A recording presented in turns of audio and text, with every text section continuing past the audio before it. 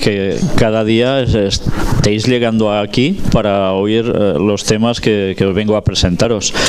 La verdad es que os he de decir algo. Si esto lo hiciésemos en mi territorio, difícilmente las mismas personas vendrían día a día. Allí, como mucho, las personas se mueven de fin de semana para escuchar alguna cosa. Entre semana es realmente difícil porque la gente trabaja muchas horas, si tienen trabajo, y después ya llegan tan agotados que lo único que tienen ganas es de cenar, sentarse delante de la tele y ¡pum!, ya desconectarse hasta el día siguiente, ¿no? Pero bien, veo que vosotros sois de la gente que se mueve, gracias a Dios, y eso vale la pena tenerlo en cuenta, porque ya os digo que no en todas partes es así.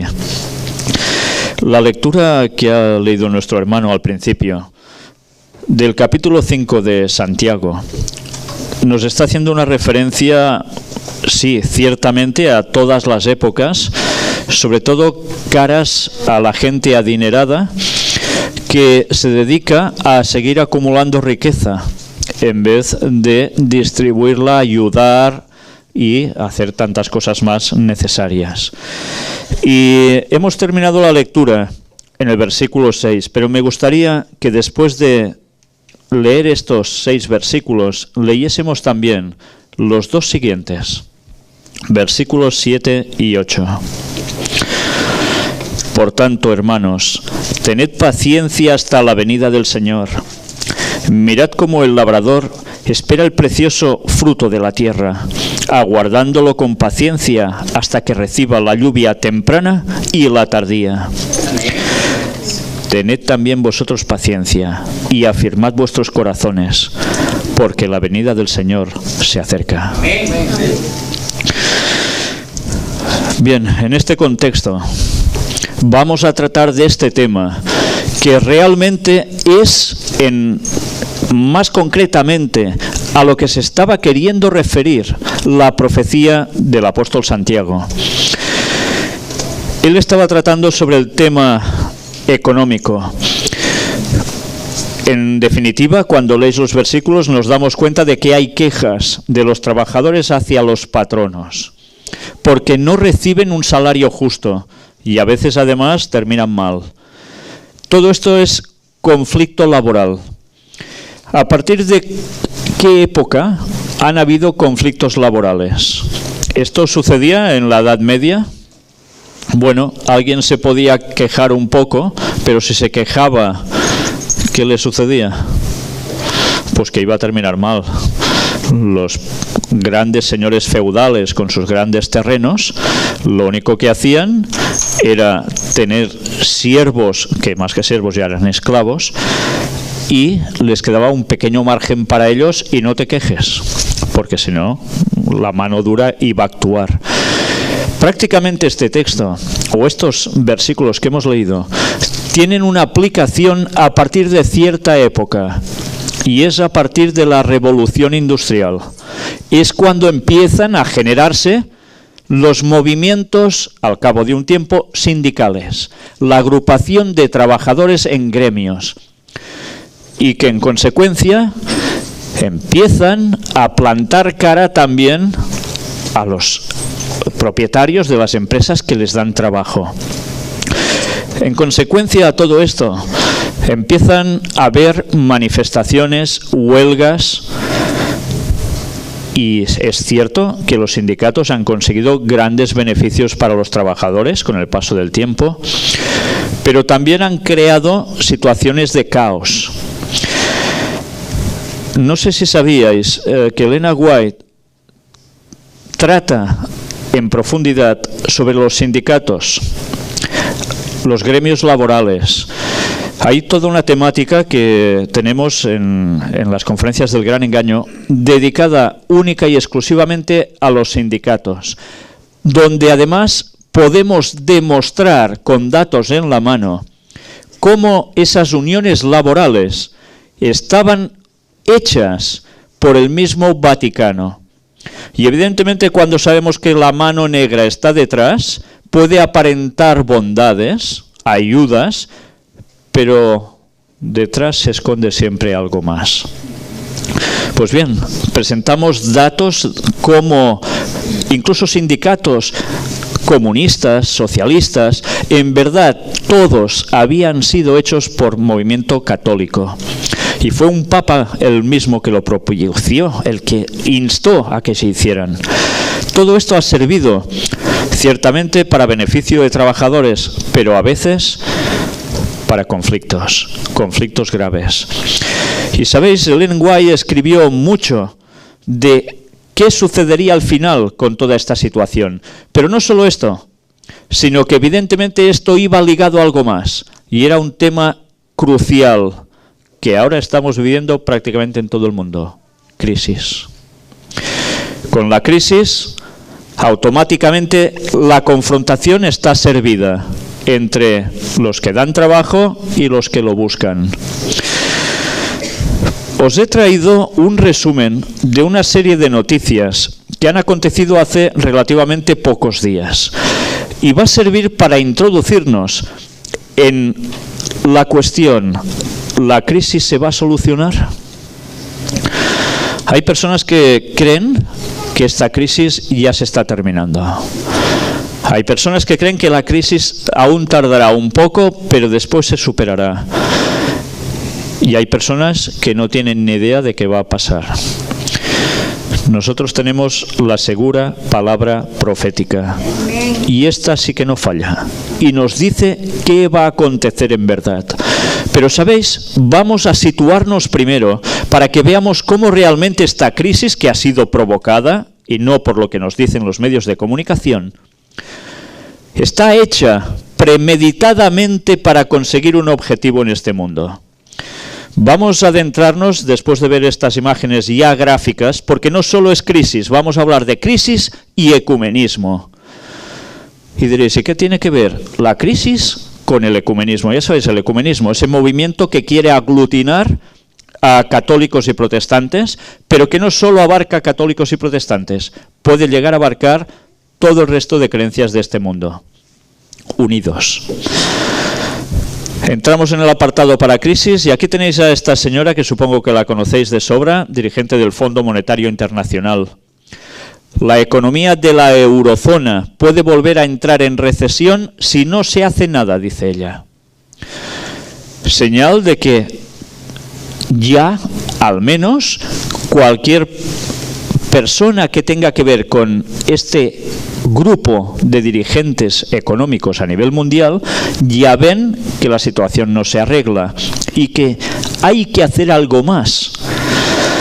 Evidentemente que ellos ya saben muchas cosas y saben que esto no se iba a arreglar de inmediato. Pero cuando ya se están dando estos mensajes, ya se están dando para que la población vaya asimilando conceptos y vaya preparando esta parte de aquí, porque quiere decir que irá recibiendo y recibiendo por parte de los gobernantes, de los dirigentes económicos del mundo.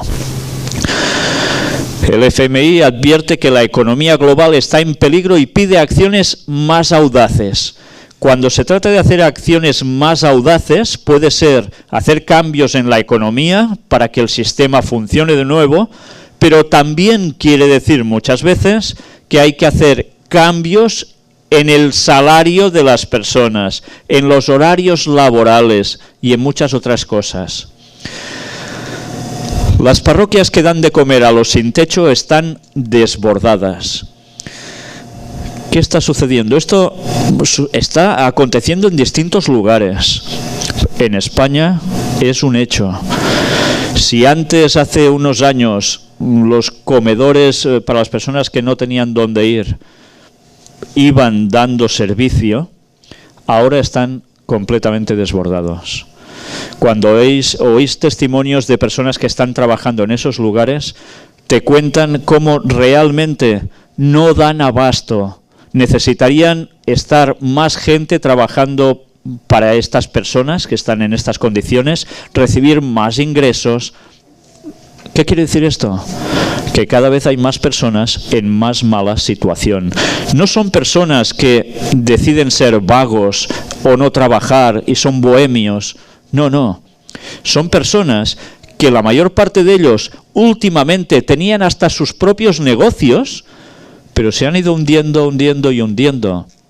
Y se han visto que no solo les han cerrado la empresa o la han tenido que cerrar, sino que han quedado con grandes deudas, han quedado que no pueden pagar sus viviendas y finalmente tienen que ir entre cartones a pasar la noche, aunque haga frío, en plena calle. Ya veis, aquí tenéis mujeres que están dedicándose a esta labor. Hay personas que lo hacen de todo corazón además y no paran en esta labor. Standard & Poor's empeora a negativa la perspectiva de Francia y rebaja la calificación de Finlandia. Mirad una vez más, en países que parecía que podían ser bastante pujantes a la hora de llevar la economía adelante, como son Francia o Finlandia, cuidado, también tienen ya sus problemas y que se van acrecentando. Y estas agencias de calificación de riesgo, asuntos económicos, de inversiones y demás, están ya demostrando que, cuidado, estos países tienen ya sus fallas. El 1% de los más ricos posee casi la mitad de la riqueza global. Es realmente impresionante. 7.000 millones de personas no hay en este mundo, más o menos, y solo el 1% de los más ricos ya posee casi la mitad de esa riqueza global. Si miramos Santiago, capítulo 5, entendemos muchas cosas. Y evidentemente algo está sucediendo. Hay una muy mala distribución de la riqueza mundial. Pocos se quedan mucho y muchos se quedan apenas sin nada o nada. Y uno cuando ve estos datos piensa, ¿y qué hacen toda esta gente que tiene tanto dinero con el dinero? Porque ya deben tener tantas cosas que ¿en qué más invierten? Bueno, es cierto que algunos de ellos son filántropos, pero a veces son filántropos porque ser filántropo, eso de dar dinero caritativamente, también en según qué países desgrava impuestos. O sea que cuidado, no es solo todo corazón a veces. Pero ¿por qué esto no lo soluciona nadie? ¿Por qué no hay una legislación que promueva que haya que repartir al menos un poco? ¿No? Evidentemente esto no interesa. 11 millones de italianos no pueden cubrir sus necesidades alimentarias.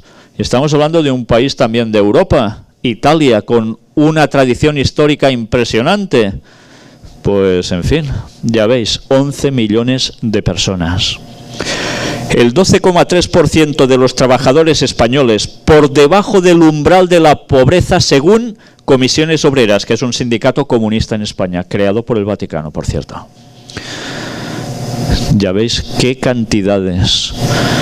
Estar debajo del umbral de la pobreza es que prácticamente los ingresos que tienen, sea del modo que sea, son irrisorios y con ellos no cubren absolutamente nada de nada. Y por cierto, ¿sabéis qué está sucediendo, al menos en España? Cuando yo tenía unos 20 y pocos años, lo que estaba de moda era, más o menos, todos trabajaban y ¿qué hacían? Se emancipaban de los padres. Aunque no estuvieran casados, se alquilaban un piso o se compraban un piso. Y así los padres se quedaban enseguida prácticamente solos, mientras los hijos ya volaban de casa. Ahora la situación es otra muy distinta. Como no pueden pagar, esos hijos regresan al hogar.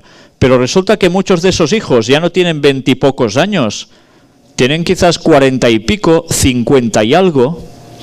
Y aún tienen que volver a casa de los padres.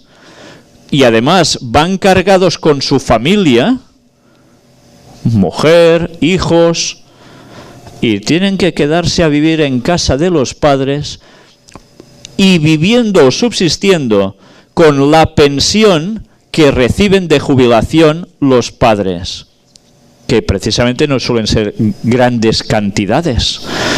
Y así están viviendo como pueden muchísimas familias en España. Pero seguro que eso no es solo en España, debe ser en otros lugares, porque cuando vemos las situaciones de Grecia, Portugal, etcétera, tampoco está la cosa para tirar cohetes de alegría, ¿eh? 48 millones de estadounidenses viven en pobreza. Tampoco son pocos, ¿eh? Son muchos. Barroso urge reformas económicas más estrictas en la eurozona. Este es, como pone aquí, el presidente saliente de la Comisión Europea. Y está diciendo ya esto. Hace falta reformas económicas más estrictas. Una vez más, quiere decir que si tienes un cinturón, ya puedes ir haciéndote más agujeritos, porque dentro de poco te lo tendrás que ajustar aún más. Y como te vas a quedar más delgadito, ya te irá bien. Oxfam reclama medidas contra desigualdad en el mundo. Es una organización humanitaria internacional que tiene relación con el Vaticano. ¿Y qué están proclamando ellos? Esto. Estas medidas de desigualdad no pueden mantenerse. Hay que actuar, hay que hacer algo. ¿Empezáis a vislumbrar un poco por dónde va el asunto?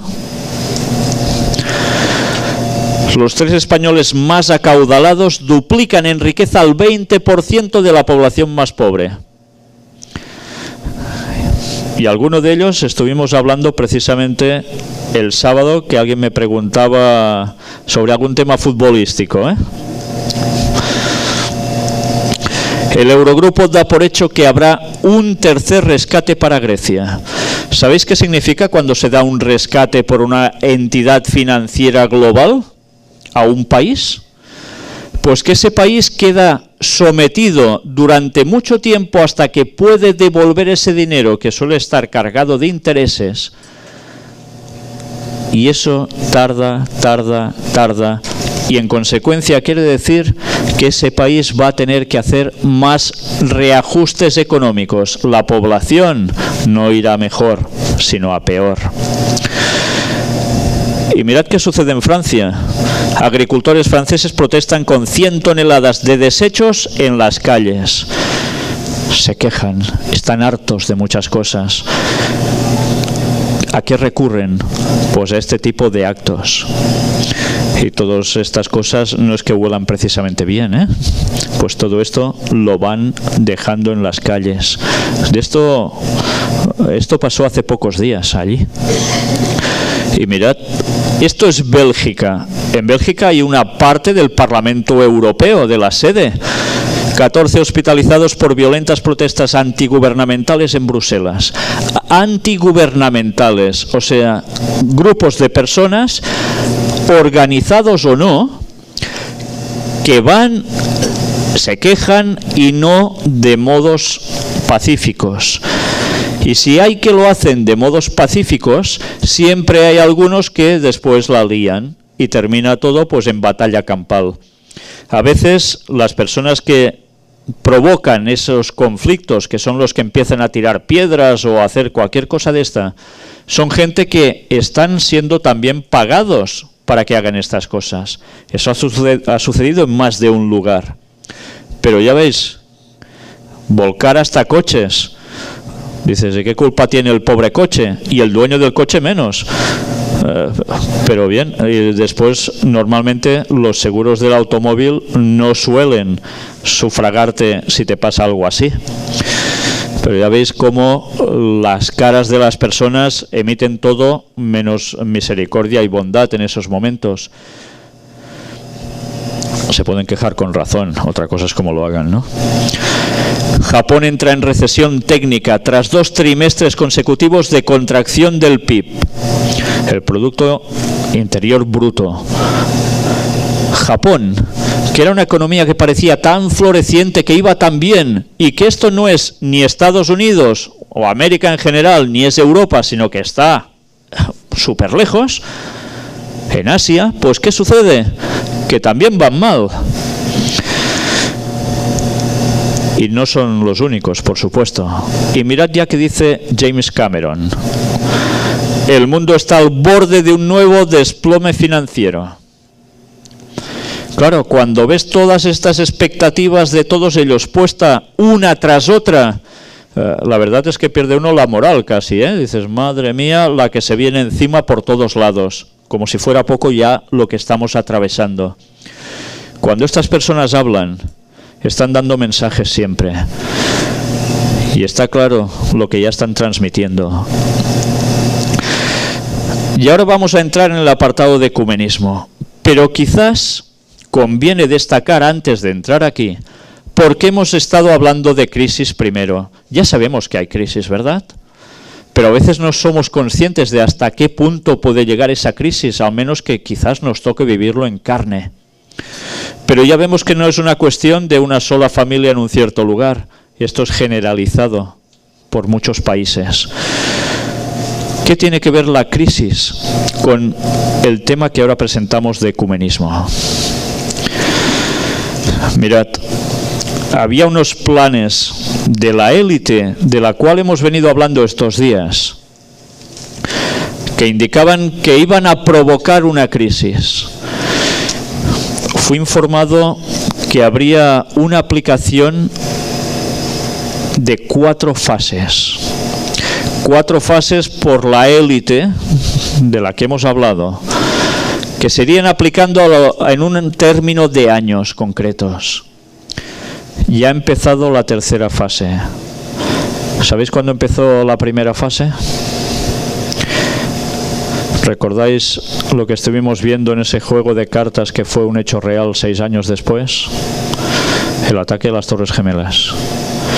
Todo eso había estado premeditado y daba inicio a algo que sería todo lo que nos ha ido viniendo encima a partir de entonces.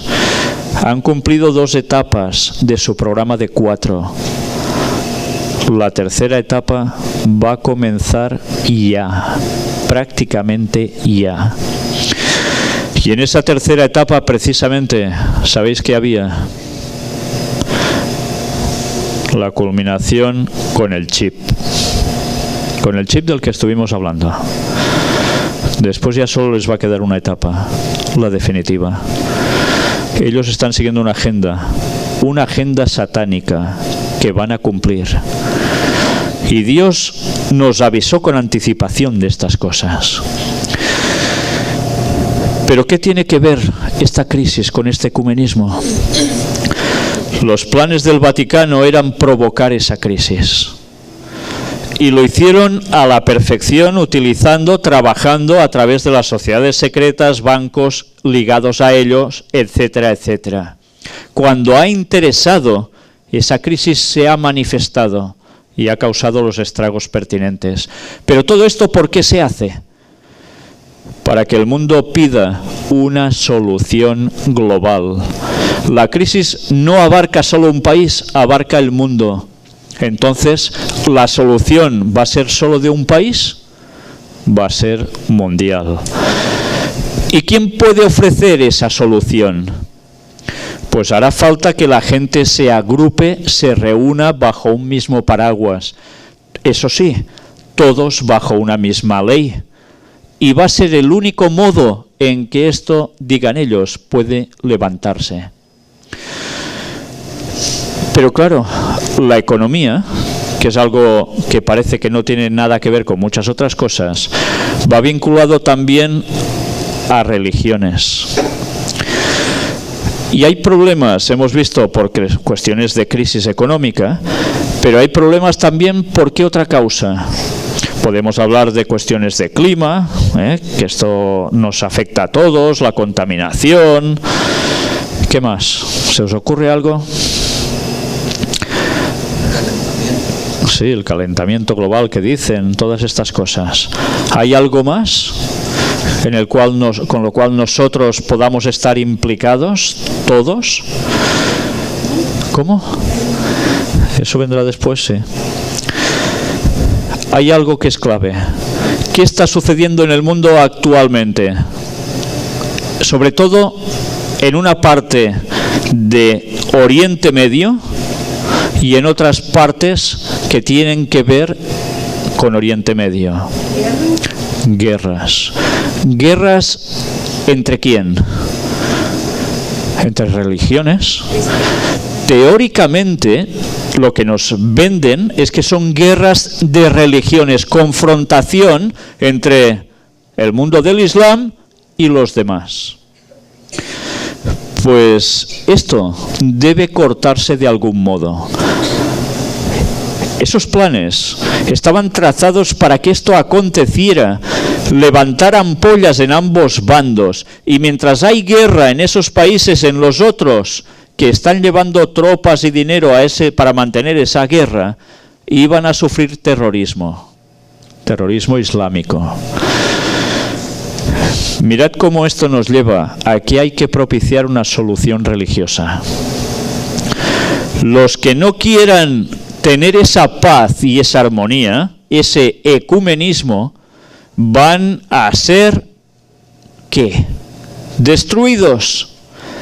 Por eso, las guerras de Medio Oriente irán de desgaste total para las naciones por mantener esas guerras, pero al mismo tiempo van a ir haciendo que muchos islámicos que no quieren para nada el ecumenismo tengan que ceder o morir. Y el resto se va a unir a ese ecumenismo. Y algo se habrá fraguado que va a servir para dar el último golpe en la tierra. Y tú lo estabas diciendo. Tiene que ver con la ley dominical. Y tiene que ver con la aparición de Satanás haciéndose pasar por el Jesús. Pero bien, vamos a ver precisamente parte de ese ecumenismo. Sabéis que el Papa estos días ha estado en Turquía. No sé si aún está o ya ha regresado, no lo sé. Sí, ya ha regresado porque terminó el día 30, del 28 al 30 de noviembre. Ya estamos a día 1 de diciembre, ¿no? Pues el Papa fue a Turquía y especialmente fue para encontrarse con el dirigente ¿de qué? Pues de otra religión que allí tiene bastante peso.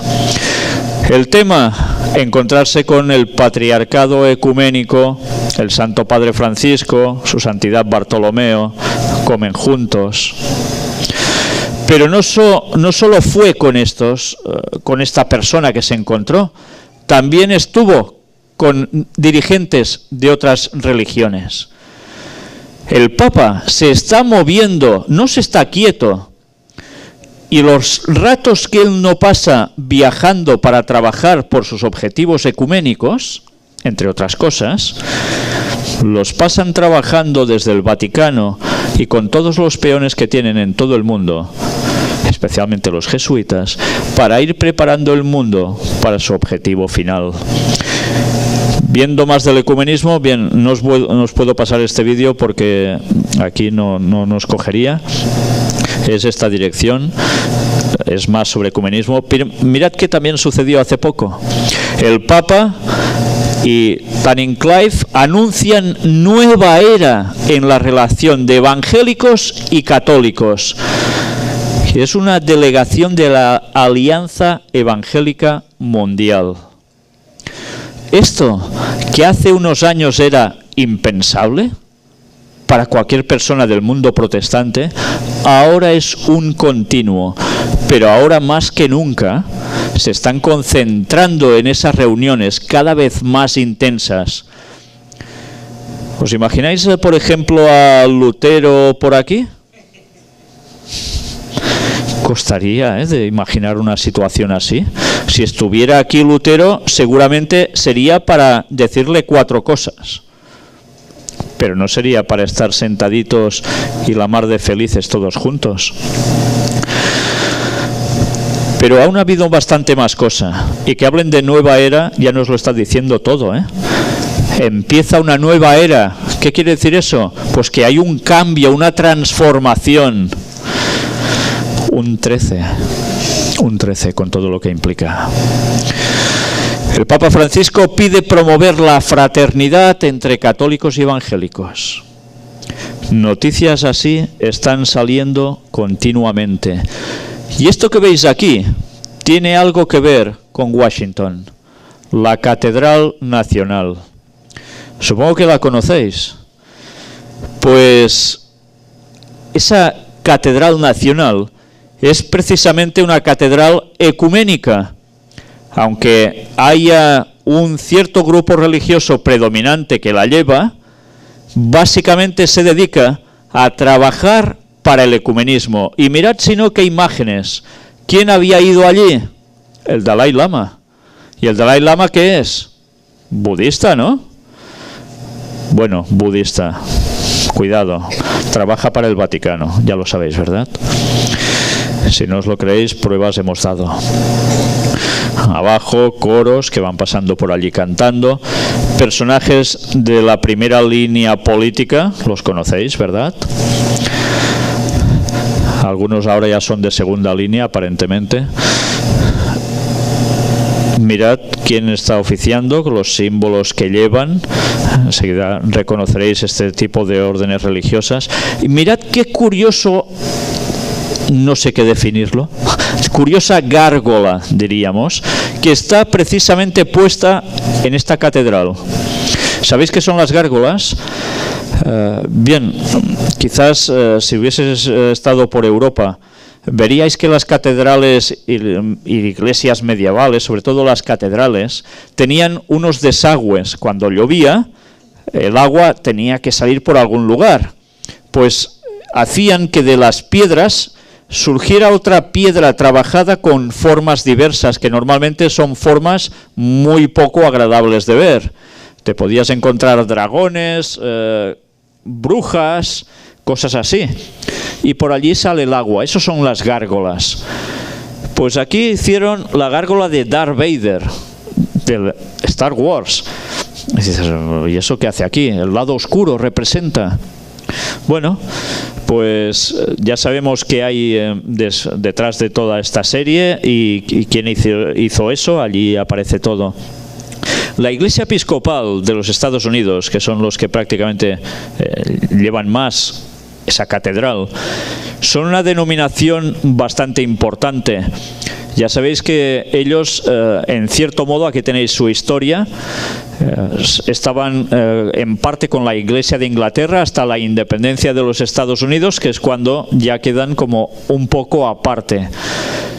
Pero resulta que este grupo, la Iglesia Episcopal en los Estados Unidos de América, ha entrado en plena comunión con la Iglesia Evangélica Luterana en América. Y resulta que la Iglesia Luterana, así, está plenamente comprometida con el ecumenismo y sobre todo, como no, favoreciendo al Papa. Pues mirad también aquí, realizarán servicio de oración musulmana en ese lugar. Diréis, bueno, que en una catedral cristiana, dentro de todo, se hagan cosas cristianas, aunque sean de esa forma, lo entiendes.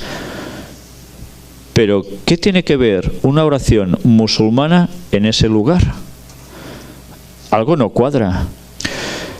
Yo pienso, ¿podríais ir cualquiera de vosotros a Arabia Saudí y decir, vamos a oficiar en esta mezquita un servicio cristiano? ¿Os dejarían hacerlo? Seguro que no. Duráis más poquito. Pero en cambio, aquí sí se puede hacer al revés. ¿Por qué sucede esto? Porque hay un ecumenismo trabajando por detrás para que haya un acercamiento entre unos y otros. Unos quedan en Arabia Saudí como ¿quién?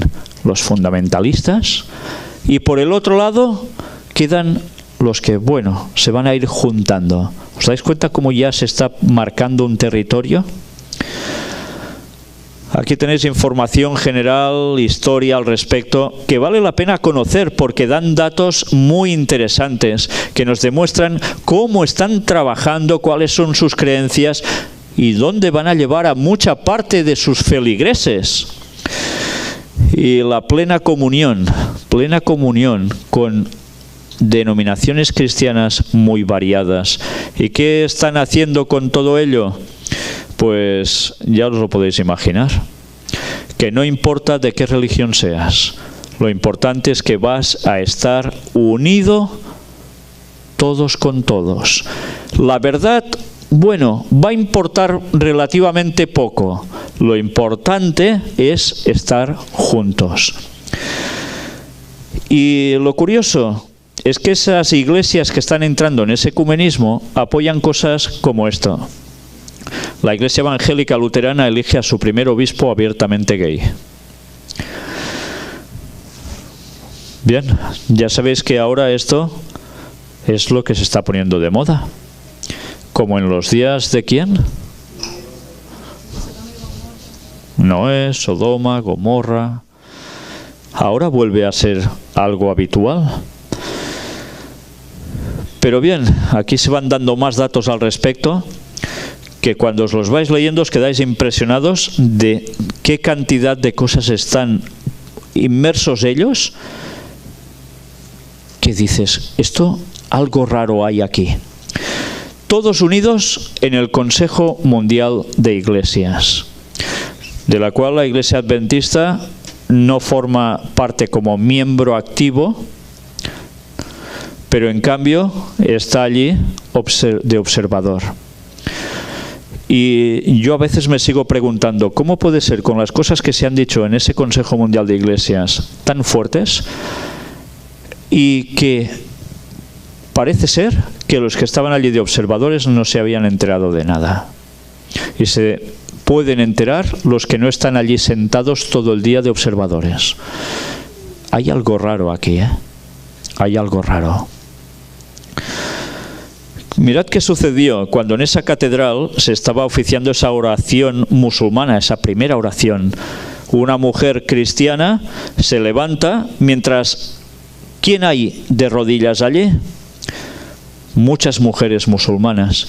Y esa señora se levanta y dice, ¿pero esto qué es? Bueno, supongo que no lo dijo exactamente así y dijo algo en inglés. Pero realmente decía que no podía ser esto. Porque ¿qué comunión había unos con otros? La cogieron y ya os podéis imaginar que la invitaron para afuera. Fue la única persona que optó por decir algo allí valientemente. Claro, algunos al oírme decir esto dirán, bueno, ¿y por qué no los dejaba en paz? Que dijeran lo que quisieran allí, los del mundo del Islam. Hay personas que no están de acuerdo con el ecumenismo, sean de la religión que sean cristiana. Pero estos son los que lo van a pasar mal, porque serán vistos como los bichos raros, los que no quieren una fraternidad con todos, los que buscan problemas, los que sobran. Y esto, imaginaos, cuando tenga ya una comunión hecha, todas estas denominaciones juntas, y alguien diga que nosotros no terminamos de andar juntos porque guardamos el sábado y no queremos eso. Pues sabéis, nos vamos a encontrar con graves problemas. El ecumenismo se está fraguando ante nosotros de un modo tan impresionante que lo que yo no entiendo es cómo desde los púlpitos no se avisa cada semana a los feligreses diciendo, mirad qué ha acontecido esta semana, se han dado más pasos. Una de las últimas noticias que recogí es que en el año 2025 ya debe haber una comunión plena entre ortodoxos y católicos. Los papas de cada lugar se van a juntar para, en definitiva, decir, ya estamos juntos. No sé si eso se les va a postergar o no, no lo sé. Pero ellos anunciaron públicamente que así sería. El ecumenismo está avanzando, no solo entre católicos y protestantes. ¿Recordáis quién fue a ver al Papa hace poco en el Vaticano? Y que fue de un impacto total, porque él previamente había ido a un lugar donde estaban esas personas. El Papa fue a una tierra, Israel, y allí tuvo ¿el qué? Contacto, trato para favorecer la paz en Oriente Medio y especialmente también en Israel. ¿Y con quién se juntó? ¿Se juntó solo con sus franciscanos y sus capuchinos? No. Se juntó especialmente con el representante del mundo islámico y el representante del mundo judío. ¿Y qué sucedió después? Una invitación y fueron al Vaticano. Y allí optaron por querer estar todos en comunión, juntos. Y hablaron de esos tiempos en que en algunos lugares había cristianos, musulmanes y judíos juntos. ¿Sabéis en qué lugar? Como en España. Y allí esa unión fue preparando terrenos y fue preparando mentes para que las personas de esas grandes religiones empiecen a plantearse el ir juntos. Pensad que cuando haya el ecumenismo, lo primero que va a surgir, ¿sabéis qué va a ser? Lo primero que casi va a ser lo último, la ley dominical. La ley dominical se está trabajando. ¿Estáis atentos a lo que sucede también en Europa al respecto? Os lo digo porque es sumamente importante. No solo todo está centrado en Estados Unidos con la ley dominical. Aquí suelen hablar bastante menos de eso, están trabajando más solapadamente por debajo. En Europa las cosas se están denotando más. Hay precisamente los que son conocidos como COMECE.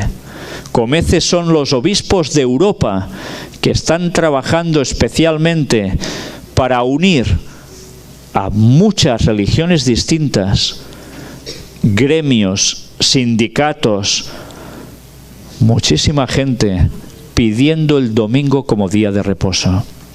Si entráis en las conferencias del Gran Engaño, las noticias de actualidad, iréis viendo cómo muchas semanas aparecen noticias que ya están trabajando continuamente, se van añadiendo empresas, grupos por todos los países de Europa, pidiendo el domingo como día de reposo para todos.